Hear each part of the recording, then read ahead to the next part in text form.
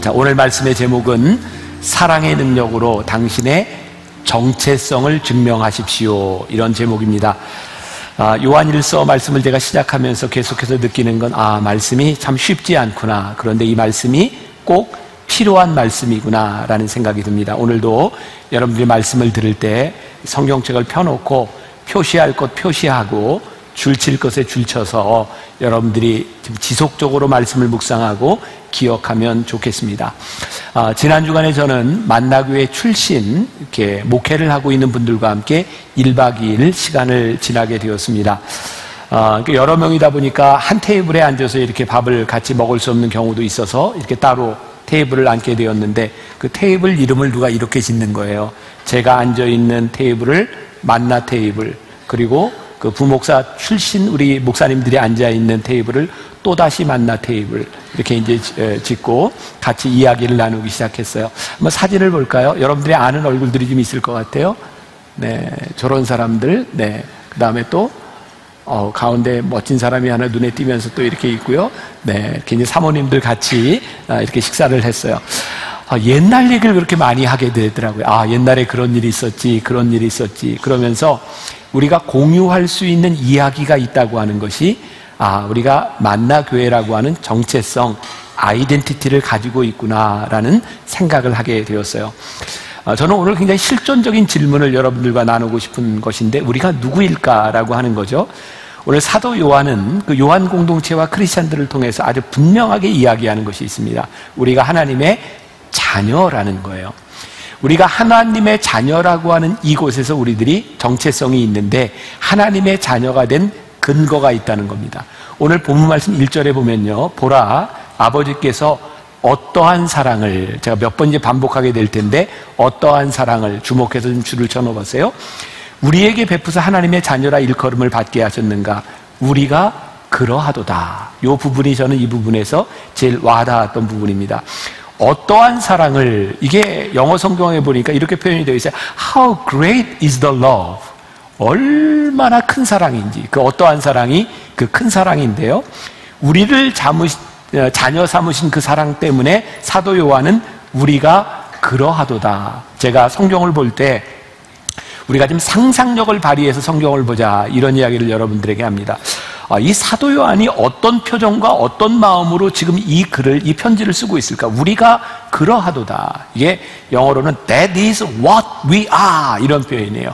굉장히 이렇게 감탄하는 그런 표정이거든요. 우리가 그러하도다. 이게 그냥 우리가 그러하도다 이게 아니라 하나님의 그 큰 사랑으로 인하여 우리가 그러하도다. 지금 그 이야기를 하고 싶은 거예요.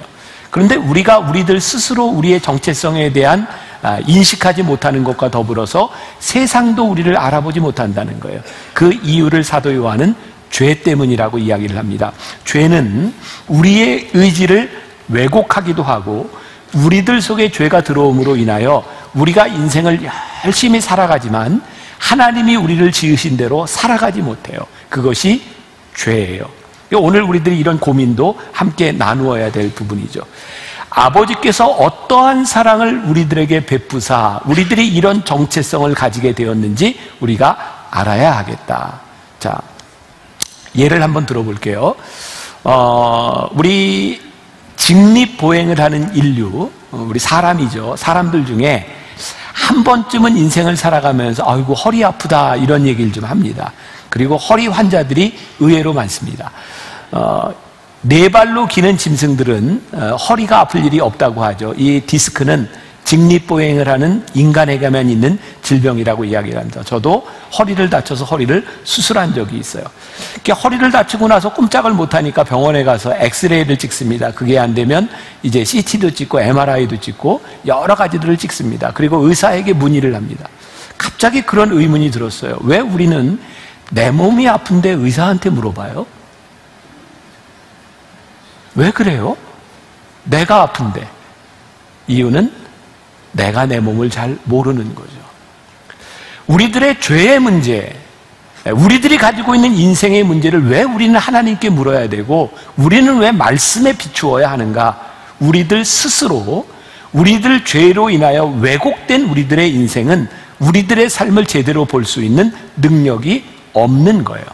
그래서 성경은 오늘 이야기합니다. 세상도 너희를 알지 못하고 너희도 너희를 제대로 알지 못하는데 오늘 너희들이 알기를 원하는 것은 하나님의 그 큰 사랑으로 인하여 우리가 어떠한지 너희가 알았으면 좋겠다. 그러니까 오늘 우리가 이 사도 요한의 마음을 가지고 이 말씀을 보아야 되는 거죠. 근데 사도 요한은 왜 우리들이 스스로를 잘 알아야 된다고 이야기를 했을까? 우리들의 정체성에 혼란이 생기면요, 우리들의 행위에 무질서가 와요. 예를 들어 볼게요.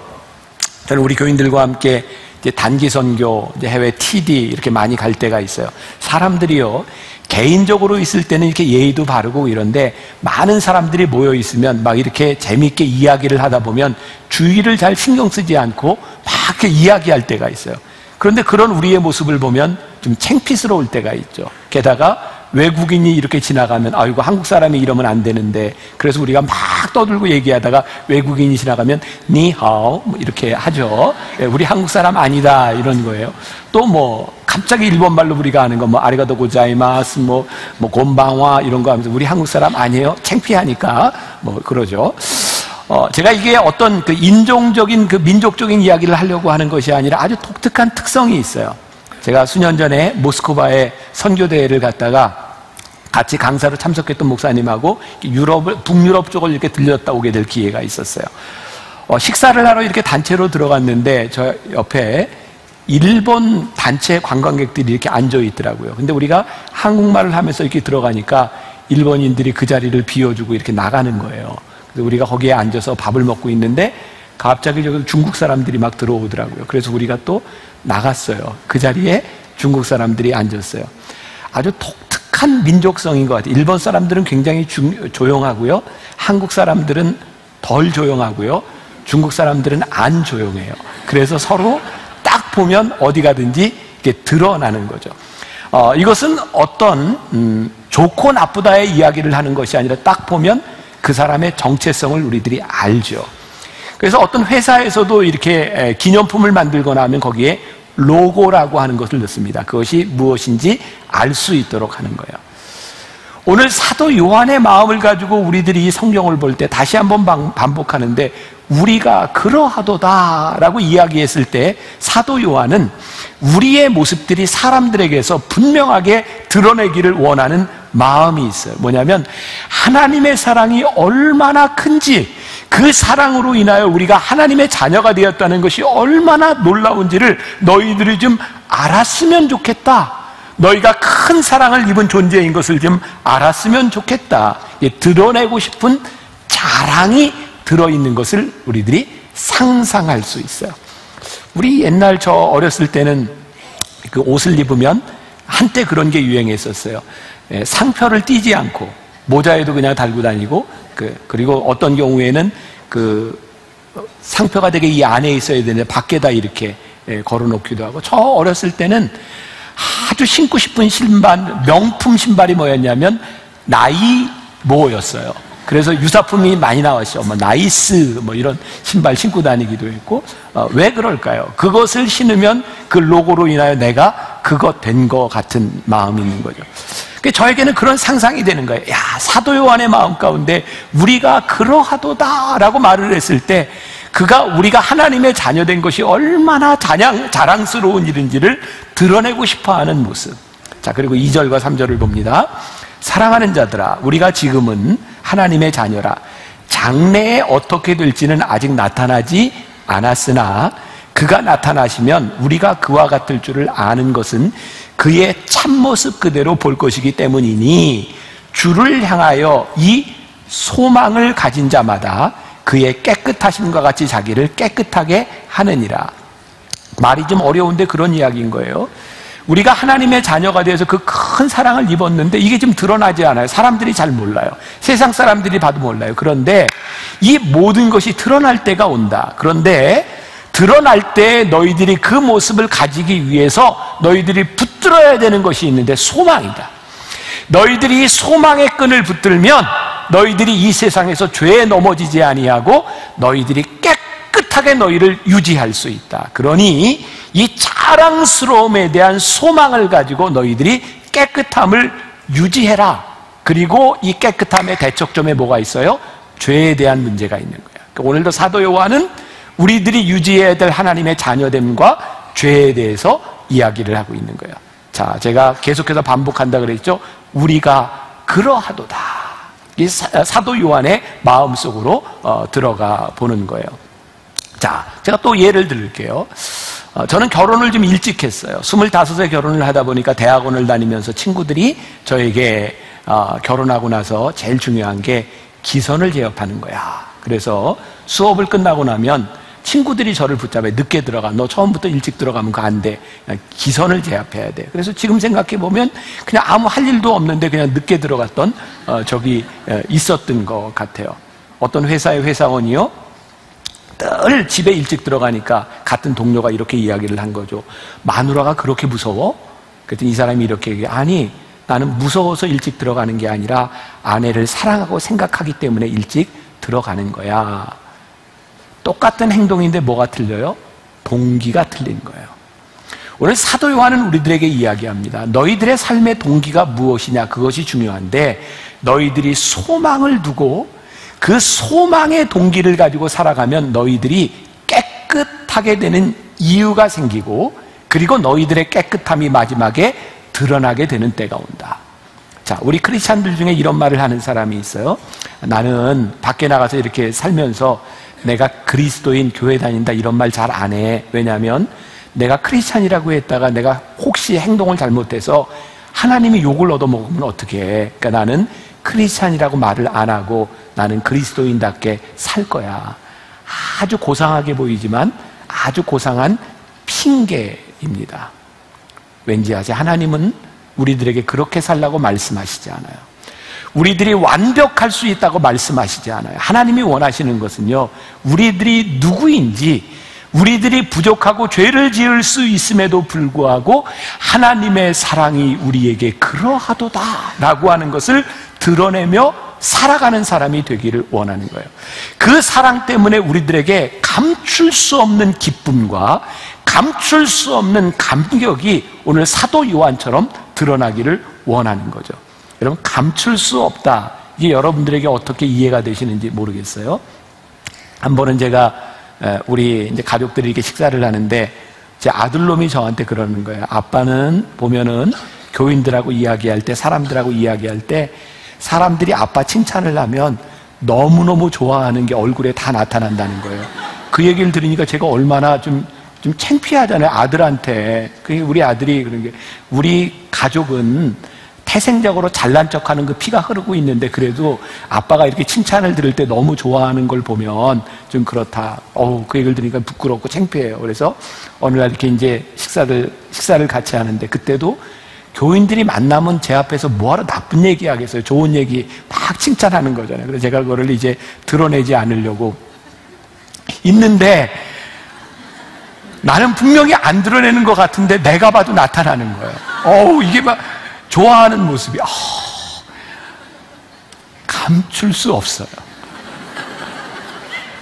저는 요한을 보면서 요한이 가지고 있는 그 느낌이, 우리가 그러하도다. 그게 하나님의 사랑을 입은 우리들 가운데 그 사랑이 그러하도다. 이 감출 수 없는 이 사랑과 우리들의 정체성이 드러나야 됨을 우리들에게 말씀하고 있는 것 같아요. 자, 우리들이 세상에 살면서 하나님의 자녀인 것을 모르는 것, 세상 사람들이 하나님을 모르고 우리를 몰라요. 하나님의 사랑을 모르기 때문에 우리들이 자신들과 똑같은 존재인 줄 알아요. 문제는 그들이 우리를 모르는 것이 문제가 아니라 더 중요한 것은 우리들 스스로가 그것을 모르고 살아가는 거예요. 자, 우리는 세상 가운데 살아갑니다. 알리스터 맥그레스의 내 평생에 가는 길이라고 하는 책을 제가 언젠가 소개한 적이 있는데, 짧은 책인데 참 좋습니다. 한번 읽어보세요.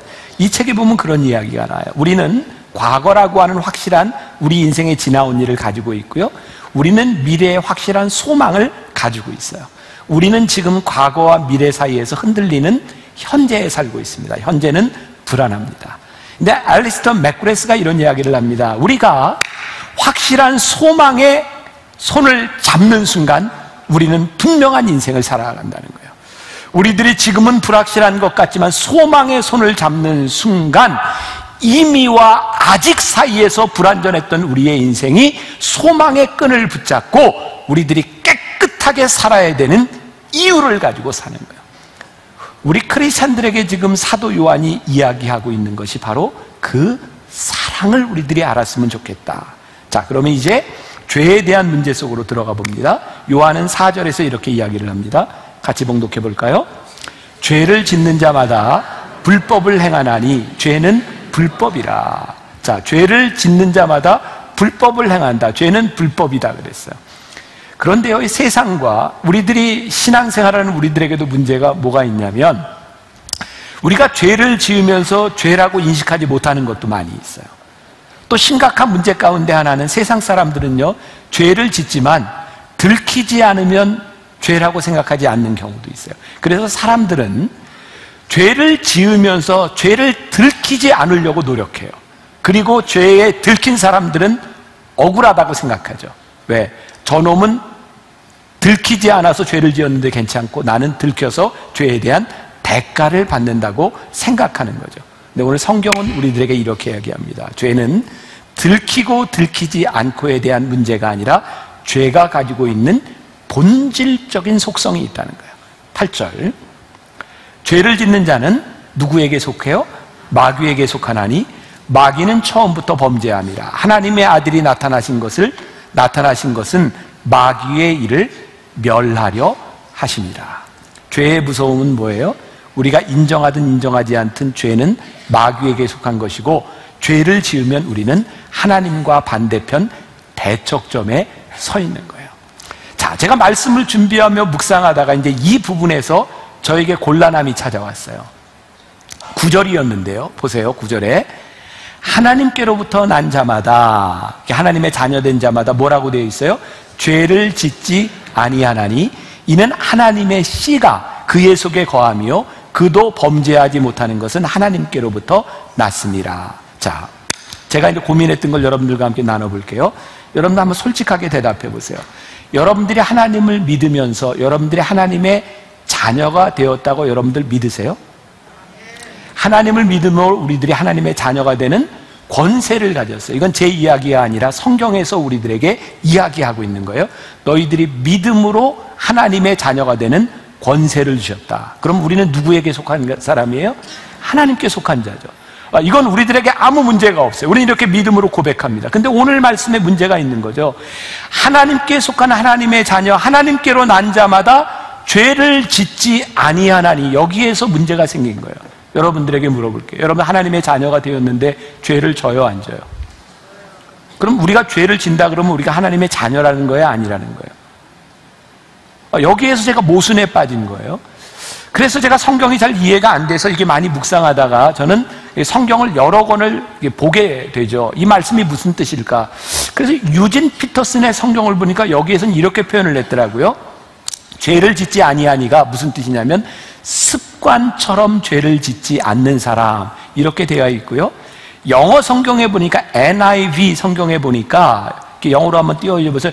No one who is born of God will continue to sin 이라고 되어 있어요. 이거 무슨 말이냐면 하나님께로부터 난 사람은 계속해서 죄를 짓지 않는다.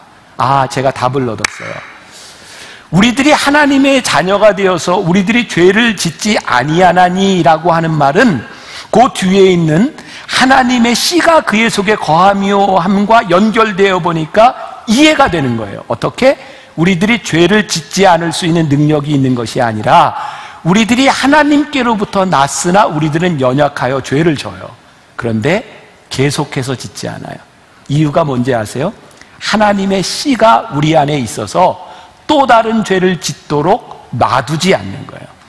우리들이 하나님의 자녀가 돼서 죄로부터 완벽한 존재가 되는 것이 아니라 하나님의 자녀가 되었음에도 불구하고 죄를 짓지만 하나님의 씨가 우리 안에 있어서 그것이 우리를 붙들어줘서 습관적으로 죄를 짓지 않도록 만들어주는 거예요. 자, 그러면 우리가 죄를 짓는 것이 문제가 아니라 죄를 짓고 동일한 죄를 반복해서 짓고 있다면 우리들 안에 하나님의 씨가 없다는 말이고 우리들이 하나님의 자녀가 아니라는 증거예요. 여러분 무섭게 들으셔야 돼요. 자, 그리고 하나님의 씨가 거한다라고 하는 이 말이 여러분 필요하면 적으셔도 괜찮아요. 헬라의 원어에 보면 메노라고 하는 헬라어 원어를 쓰고 있는데 이 말이 이런 뜻이에요. 그 설명해 놓은 책을 보니까 주님과의 관계가 느슨해지거나 멀어지지 않도록 늘 그분의 손을 꼭 잡고 사는 것. 그러니까 하나님의 씨가 우리 안에 거한다라고 하는 메노라고 하는 말이 무슨 뜻이냐면 하나님과 우리들 사이의 관계가 멀어지지 않도록 그 끈을 잡고 있는 것, 그것이 하나님의 말씀의 씨가 우리 안에 거한다라는 뜻인 거예요. 자, 이제 말씀이 이해가 되는 거예요. 우리가 하나님의 자녀로 하나님께로부터 난 자들이 우리들이 죄를 지을 수 있어요. 그런데 하나님에 대한 끈을 놓지 않음으로, 관계의 끈을 놓지 않음으로 하나님의 말씀의 씨가 우리를 붙잡아 주셔서 지속적으로 죄를 짓지 않도록 만들어줘요. 다른 말로 표현하면 우리들이 첫날 배웠던 단어가 하나 떠오르는데 사귐이라는 말이에요. 아하, 하나님과의 사귐 가운데 살아간다고 하는 말이 이런 뜻이구나. 하나님의 말씀의 씨가 우리 안에 있어서 하나님과의 관계의 끈을 놓지 않고 살아갈 때 우리가 죄를 짓지 않을 수 있는 능력이 있는 것이 아니라 죄를 지었을지라도 동일한 죄를 짓지 않도록 우리를 붙잡아 주시는 능력 가운데서 우리는 하나님의 자녀인 것을 우리들이 선포할 수 있는 일이구나. 자, 여기까지 이해가 되셨어요? 자, 굉장히 중요한 이야기예요. 자, 제가 예전에 우리 어렸을 때는 부흥회가 참 많았어요. 부흥회 하면 우리가 제일 많이 했던 게 회개. 부흥 강사 목사님이 회개하세요, 회개하세요. 그래서 우리가 눈물을 흘리며 회개했던 적들이 참 많이 있죠. 그때 많이 불렀던 찬송 가운데 이런 거 기억나세요? 울어도 못하네, 눈물 많이 흘려도 겁을 얻게 못하고 죄를 씻지 못하니 울어도 못하네, 힘써도 못하네, 참아도 못하네, 믿으면 되겠네, 주 예수만 믿어서 그 은혜를 힘입고 오직 주께 나가면 영원 삶을 같이 후렴. 십자가에 달려서 예수 고난 보셨네, 나를 구원하시리 예수밖에 없네. 여기에 오늘 복음과 오늘 말씀의 핵심이 여기에 들어있어요. 우리들이 죄를 짓지 않을 수 있는 능력이 없어요. 울어도 안 돼요, 힘써도 안 돼요, 참아도 안 돼요. 그런데 오늘 우리로 하여금 그의 사랑이 이러하도다, 그래서 우리로 하여금 담대하게 십자가 보좌 앞으로 나갈 수 있는 길을 열어놓으신 거예요. 그 말씀이 5절과 6절에 있어요. 5절 6절 같이 봅니다. 그가 우리 죄를 없애려고 나타내신 것을 너희가 아나니 그에게는 죄가 없느니라. 그 안에 거하는 자마다 범죄하지 아니하나니 범죄하는 자마다 그를 보지도 못하였고 그를 알지도 못하였느니라. 어제 지난주에 여러분들에게 제가 어려운 말씀이다, 교리적인 말인데 우리가 좀 알아야 된다 그러면서 동일 본질이라는 말을 했어요. 예수님은 참 하나님이시며 참 인간의 몸을 입고 오셨는데 그분이 본질적으로 하나님과 같으신 분이나 관계적으로 아버지와 아들일 수밖에 없는 이유는 죄 없으신 그분이 우리들에게 오셔서 대신 십자가를 지시지 않으면 이 죄를 해결할 수 없기 때문이에요. 오늘 이 죄의 문제를 해결할 수 있는 분, 그분이 죄 없으신 예수님이 우리들에게 오셔서 이 문제를 해결해 주셨으므로 그분을 믿는 믿음 위에 우리들이 서야 한다. 근데 오늘 중요한 말을 합니다. 이것을 우리가 뭐라고 이야기하냐면 영접이라고 해요. 자, 혹시 이 부분에 대해서 여러분들이 확신이 없는 분들이라면 오늘 말씀 가운데 영접이 여러분들에게 분명히 이해되고 받아들여지기를 간절히 소원합니다. 하용조 목사님이 이 부분에 대해서 설교할 때 이런 얘기를 했어요. 죄에 대한 문제인 거예요. 우리가 죄의 문제를 해결하려고 하는데 안 되는 거죠. 이렇게 비유를 했습니다. 연탄이 있어요. 이렇게 연탄을 이렇게 만지면 뭐가 묻어요? 검정이 묻어요. 그래서 이 검정을 닦아내려고 계속 닦아요. 그럼 어떻게 돼요? 닦아지지 않아요. 계속 더러운 검정이 묻어요. 왜? 본질적으로 검기 때문이죠. 그래서 이것을 해결할 수 있는 문제가 딱 하나 있는 거예요. 뭐냐면 이 까만 연탄을 불 속에 확 집어넣어가지고 다 태워버리면 하얗게 되는 거예요. 우리는 우리의 죄의 문제를 해결하려고 아무리 애를 썰어보지만 이 죄의 문제들이 해결되지 않는 거죠. 왜? 우리는 본질적으로 죄인이기 때문이에요. 이 문제를 해결할 수 있는 게 뭐예요? 예수 그리스도를 믿는 믿음 안에 우리들이 믿음을 고백하고 그분을 영접하는 순간 우리들의 죄의 문제가 해결이 돼요. 자, 여러분들이 죄를 짓지 않을 수 있는 능력이 생기는 것이 아니라 죄의 문제를 해결하는 능력이 생기는 거예요. 자, 영접이 중요해요. 자, 요한복음 1장 12절에 영접하는 자, 곧 그 이름을 믿는 자들에게는 뭐요? 하나님의 자녀가 되는 권세를 주셨다. 그러니까 우리들에게 지금 요한이 하고 싶은 말 가운데 정말 중요한 게 우리가 그러하도다. 하나님의 자녀가 되는 권세를 주셨는데 우리들이 이 세상 죄악 가운데서 이 권세를 누리지 못하고 살아가는 거죠. 이 영접이라고 하는 말은 영어의 단어로 간단해요. receive, 받아들이는 거예요. 어렸을 때 기억이 납니다. 주일학교 때 가면 선생님들이 뭐 여름 성경학교 때나 이런 때 이렇게 복음을 설명하면서 이렇게 이야기를 했어요. 기억나세요? 어떤 손님이 와서 딩동댕동 종을 눌러요. 그럼 여러분들 문을 활짝 열고 어서 들어오세요 하면 그분을 받아들이지만 여러분들이 문을 열지 않으면 받아들일 수가 없는 거예요. 그러면서 또 이런 이야기를 해요. 여러분, 예수님만 여러분들의 문을 두드리는 것이 아니라 마귀도 여러분들의 문을 두드립니다. 여러분들이 누구에게 문을 여느냐가 중요한 것입니다. 오늘 우리들에게 자녀가 되는, 하나님의 자녀가 되는 권세를 주셨고 우리들의 죄의 문제를 해결해 주시겠다고 하는 주님 앞에 우리들의 마음을 열고 그분을 우리의 인생의 주인으로 받아들이는 순간 그분이 우리들의 삶을 인도해 가기 시작해요. 근데 우리들이 주님을 영접하지 않음으로 인해서 우리들이 말씀을 들음에도 불구하고 예배를 드림에도 불구하고 여전히 우리들 속의 주인이 내가 되어 있는 거예요. 나는 본질적으로 죄인이라니까요. 내가 주인이 돼서 내가 살아가면 이 죄의 문제가 해결이 되지 않는 거예요. 어떤 사람이 말을 키우는데 검은 말과 하얀 말을 키웠대요.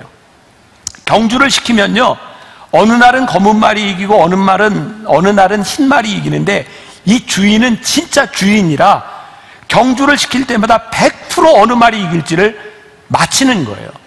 사람들이 궁금해서 물어봤대요. 어떻게 그렇게 100% 맞힐 수 있습니까? 주인이 이렇게 얘기하죠. 경주하는 날 흰 말이 이기기를 원하면 흰 말한테만 먹이를 줍니다. 검은 말이 이기기를 원하면 검은 말한테만 먹이를 줍니다. 여러분, 우리들의 마음 가운데 주님이 오시면 주님이 우리를 지배하는 삶을 살아가고요, 우리들이 사단에게 마음을 열면 우리는 죄 가운데 우리들이 살아갈 수밖에 없는 거예요. 그 유명한 사형리라고 하는, 여러분들 전도 방법을 들어봤을 텐데 그 사형리의 그림 중에 이런 게 있어요. 보세요. 자, 저기에 마음의 의자가 하나 있어요. 거기에 누가 앉아있어요? self, 내가 앉아있어요. 내가 저 안에 앉아있을 때 예수님은 내 마음 밖에 계세요. 그래서 모든 결정을 내가 내리는 거예요. 근데 예수님을 우리들이 영접한다고 하는 것은 뭐냐면 내 마음의 의자 가운데 누구를 모시겠다는 거예요? 예수 그리스도를 모시겠다. 그리고 의자 밑에 self, 내가 있는 거예요. 내 삶을 누가 지배하고 누가 인도하기 시작해요? 예수님께서 내 마음을 인도하기 시작해요. 그래서 오늘 우리가 내가 주님을 내 삶에 영접합니다, 이 말은 뭐냐면 내 삶의 주인으로 주님을 내가 모시겠습니다 라는 거죠. 오늘 본문 말씀 5절 보니까 그가 우리 죄를 없애려고 나타나신 것을 너희가 안 하니 그에게는 죄가 없느니라. 죄 없으신 그분이 내 삶의 주인이 되시기 시작하는 거예요. 자, 그럼 어떤 일이 일어나요? 이것은 단순히 우리들이 감정적으로, 정적으로 우리들이 이분을 내 삶의 주인으로 모십니다, 여기서 끝나는 것이 아니라 그분이 내 삶의 주인으로 오심으로 인하여 내 삶의 새로운 의지, 내 삶의 새로운 소원이 생겨요. 이런 찬양 들어보셨을 거예요. 삶의 작은 일에도 그 마음을 알기 원하네. 그 길, 그 좁은 길로 가기 원해. 나의 자금을 알고 그분의 크심을 알며 소망 그 깊은 길로 가기 원하네. 저 높이 솟은 산이 되기보다 여기 오름직한 동산이 되길, 내 가는 길만 비추기보다는 누군가의 길을 비춰준다면 내가 노래하듯이 또 내가 얘기하듯이 살길 난 그렇게 죽기 원하네. 삶의 한 절이라도 그분을 담기 원하네. 사랑 그 높은 길로 가기 원하네. 그 좁은 길로 가기 원하네. 그 깊은 길로 가기 원하네. 내 마음에 소원이 생겨요. 삶의 작은 일에도 그분의 마음을 알고, 내가 높이 솟은 산이 되기보다는 나지막한 동산이 되어 누군가 오를 수 있는 그런 길을 가기를 원하는 그 마음의 소원이 우리 가운데 들어오기 시작해요. 그래서 영접한다고 하는 것은요, 감정적인 차원에서 머무는 것이 아니라 우리들의 삶을 의지로 바꿔주는 거예요. 이게 또 신학적인 이야기인데 중요한 이야기예요. 하나님이 세상을 이처럼 사랑하사 독생자를 주셨어요. 하나님이 베푸신 사랑은요, 우리들 모두에게 베푸신 일반 은총이라고 해요. 선행 은총이라고 이야기해요. 그런데 그 하나님께서 베풀어 주신 그 사랑 안에 우리들이 자녀가 되기 위해서 우리들이 그분을 영접하는 순간 그 은혜가 나에게 주관적이고 나에게 인격적인 은혜로 우리들 속에 다가오고 그분이 우리의 삶 가운데서 인격적으로 일하기 시작하는 거예요. 예를 든다면 어떤 사람이 밥을 차려놨어요. 그런데 우리들이 그 밥을 먹으려면 어떻게 해야 돼? 내가 의지적으로 먹어야 되는 거예요. 그것이 나에게 양분이 되는 거예요. 근데 더 중요한 게 있죠. 아무리 내가 의지를 가지고 있다 할지라도 밥을 차려놓지 않으면 우리들이 먹을 것이 없는 거예요. 하나님은 우리들에게 은혜를 주셨어요. 이제 우리들에게 말씀하시는 건 너희들이 그 은혜를 너희의 것으로 받아들이고 영접하고 그분을 너의 삶의 주인으로 모셔라. 그분께서 너의 삶에 역사하셔서 내 의지를 바꿔놓을 것이라고 말씀하고 있어요. 그때 세상이 우리를 보고 알게 될 것이라는 거죠. 오늘 말씀의 핵심적인 구절을 저는 10절을 뽑아봤어요. 10절 보세요. 같이 봉독해 봅니다.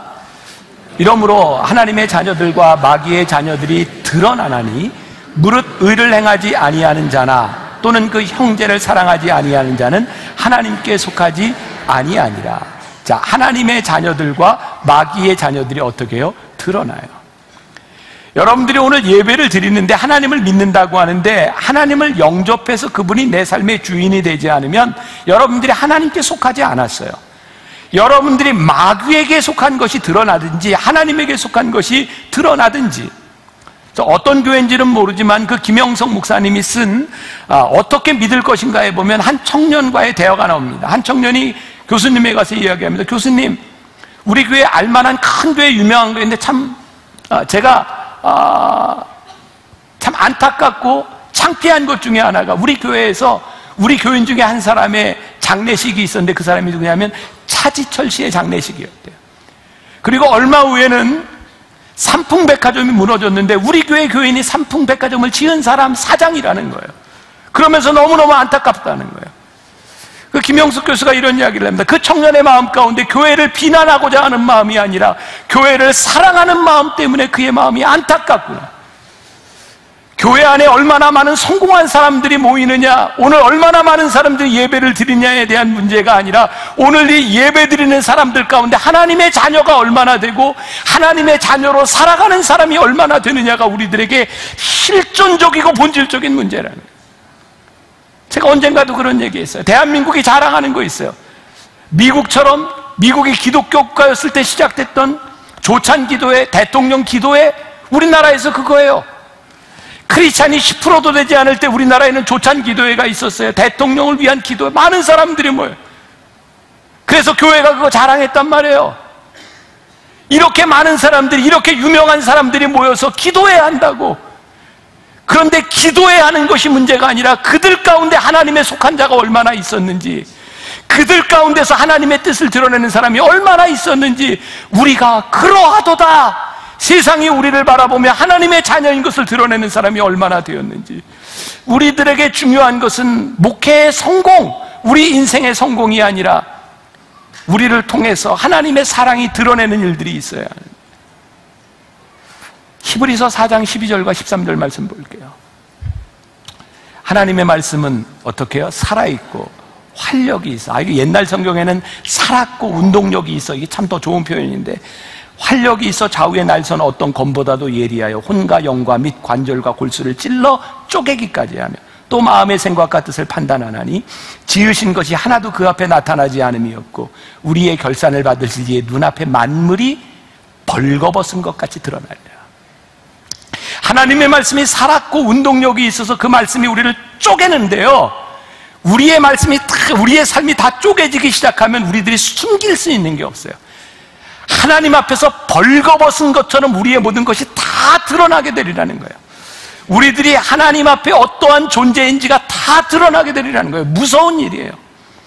하나님 앞에서 우리들이 하나님의 자녀임과 하나님을 우리들의 삶의 주인으로 모시기 시작할 때 놀랍게 깨닫게 되는 것이 있는데, 아하, 우리가 고민하고 있는 이 죄에 대한 문제가 우리가 죄를 짓기 때문에 문제가 아니라 내가 죄인이기 때문에 문제라는 걸 깨닫게 되는 거예요. 여러분, 우리들에게 현상적으로 나타나는 죄의 문제보다 더 근본적인 게 있는데, 하나님 앞에서 우리들이 죄인인 것이 깨달아지고 그분으로 인하여 그분이 내 삶의 주인이 되는 것을 고백하지 않으면 이 죄의 문제가 해결이 되지 않는 거예요. 이번 주에 어떤 분이 그런 얘기, 아주 인상적인 얘기 했어요. 여러분들 고민한다고 고민하는 문제가 해결된다면 무슨 고민이 있겠어요? 그죠?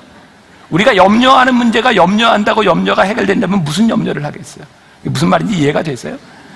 우리가 아무리 죄의 문제를 가지고 우리들이 고민하고 염려해야 이거 안 되는 거예요. 사도 바울이 고민했던 거, 오호라 나는 곤고한 자로다. 누가 나를 이 사망의 몸에서 나를 구해낼꼬.